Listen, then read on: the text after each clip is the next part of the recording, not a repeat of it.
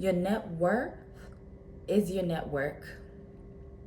Or, I got you. It's not what you know, it's who you know.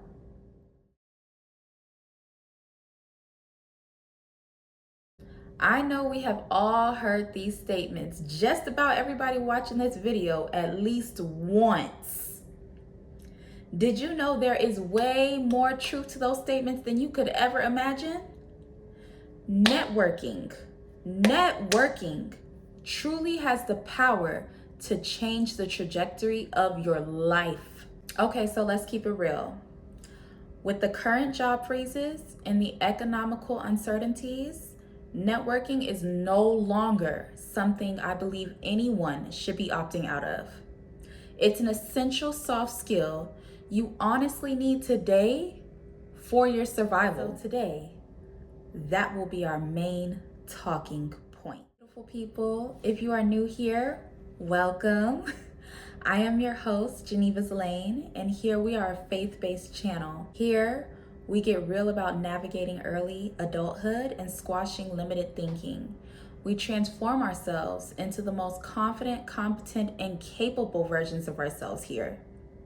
We also dive into entrepreneurship, where I share my journey in hopes to inspire others to build and grow with purpose.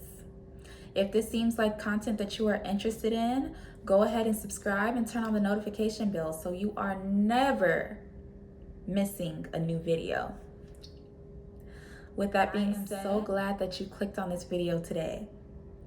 My hope is that this provides insight on not only helping you connect with amazing people and bring you to awesome opportunities, but also draw you closer to people and places that God has anointed you to be in so you can live in your purpose. I have configured this video into 4 main talking points. So let's get started. So let me tell you guys something. Come closer. And I do mean everything. It's about networking. Especially if you want to go further in your career or increase wealth or even garner success in your business. You have to network. I'm noticing that not many young adults are utilizing this skill. Okay, so quick story time. The other day, me and my homegirl were on the phone. Just a little backstory about us. I am in the process of a career change, and she is in the process of getting a higher paying job within her career. We were talking on the phone and we were chatting about how crazy the job market is right now.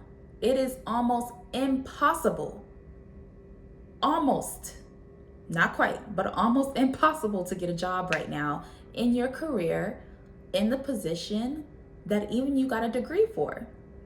We both agreed on this main point. It doesn't matter how polished your resume is. It doesn't matter how qualified you are for that position. If nobody in that company knows you, you're just another name on the screen and you're not getting that job. We came to the conclusion, if you want that job, you have to communicate to individuals within that company in order to get you hired. A brief conversation with a mutual within that company could be the difference between you being hired at that company or you just being another name on the screen, stuck in a pile of other individuals with a resume. Both of us started wondering why that is. Why can you no longer just apply for a job and get a call back, even when you know you are qualified for that job? The simple answer is this: trust is greater than credentials today. Now let me elaborate. People collaborate with, do business with, hire, and invest based on one simple factor. That simple factor is trust. And trust can be built by small factors. One I've noticed when getting jobs, allowing people to lay their eyes on me and see who I am, and having a genuine, transparent conversation with these individuals, whether I want to invest with them, collaborate with them, or have them hire me. When they lay eyes on me and I'm having a conversation with them and I'm being open and honest about what I need, I am more likely going to get what I want by communicating to people. Which brings me to my next point. And I do say this bluntly: closed mouths do not get fed, period. If you want to be in a certain room, you have to speak up, ask questions, and be bold enough to insert yourself into spaces that feel just a tidbit out of your reach. Don't be afraid to slide into the DMs of people that you admire and ask for virtual coffee chats or communicate with them on how they could possibly help you if you wanted advice. Speak up in group settings, whether it's at work, church, or a networking event. Speak up, help, and bring value to the group conversations if you can. Also, what I started doing, because I'm a big advocate of I don't need help, I stopped that. I allowed people and let people know what I was working on and what I was working towards. Small conversations can be the difference between an open door to an opportunity. Have the conversations and let people know what you need help with. People are more willing to help you than you may know. Don't be afraid to speak up. Be bold. This is a reminder. God gave us a spirit of boldness and not of fear. Speak up. I'm telling you right now what I've learned. Boldness will take you way further than talent ever would, or even could. Being bold enough to stand up and state what you need or how you can help others brings more value to the table. I know what you might be thinking. How are people who barely know me able to help me? That brings me to point number 3. Opportunities come from weak ties and not from close friends.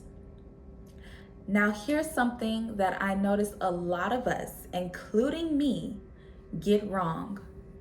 Your biggest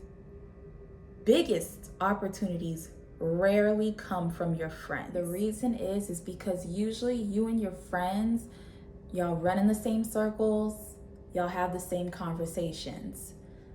Y'all aren't really, doing different things, and that's okay. That's okay. Those connections and those conversations that you need to have are usually in rooms you've never been in. When you step into new rooms, let me fix my camera. When you step into new rooms and connect with people you barely know, is where the magic happens. I've been in positions where I've briefly spoken to individuals at a networking event, or one individual I'm thinking of, and they knew of a job opening that hadn't even hit or been posted yet. And they told me about it. The biggest doors often get opened by the people you're only loosely connected to. Remember that. Brings me to tip number 4 with networking. Networking isn't simply about trying to get something out of an individual. Networking is also about building meaningful connections with others and figuring out how we can support each other and their businesses and their goals and their purposes. If you are thinking, I'm not extroverted or I'm not a great at small talk, I'm gonna go ahead and tell you something. Neither am I, okay? Growing up, when I say I was the queen of socially awkward, I was the queen of being socially awkward. I still am a little bit, but as I've grown And as I've developed, I've realized that being a little socially awkward is my superpower. Networking isn't always about being loud. It's not even about being interesting. It's about being intentional in your conversations and curious enough about others. That's what networking is. And here is a tip. If you want to go look it up, it's a TED Talk by Andrew Griffiths. It's called The Power of Meaningful Network. After you watch this video, go ahead and watch that. I feel like that really drives my point home. He said in his TED Talk to play this game of how fast you can find something about the person that you truly find fascinating by listening. I found out that this is actually a really good game changer because you become genuinely curious about the person you're talking to. Here are a couple of questions that I kind of leave in the back of my head in order to start communicating and networking with others. If you were talking about your career, ask them, what made you get into your field? I've heard some amazing answers. Another question is, what's a passion project that you're working on right now? You never know. Some passion projects that people are working on could be your next job. And what's something about your journey most people don't know? Most millionaires and billionaires, I haven't gotten into a room with a billionaire yet, but I have been in rooms with millionaires. The journey that they have taken in order to be successful is usually the journey or path that some of us are similarly on. Use that information and listen to what they have to say, because that value and that insight could actually help you develop into the next possible position that you have for yourself. These are some curious questions that you can ask people. And I like to ask certain questions like these, mainly because I'm actually interested in people, but I also love to see the light that kind of comes in their eyes whenever you're asking them questions that they didn't expect to be asked. When you lead with curiosity, you tend to connect on a deeper level with people.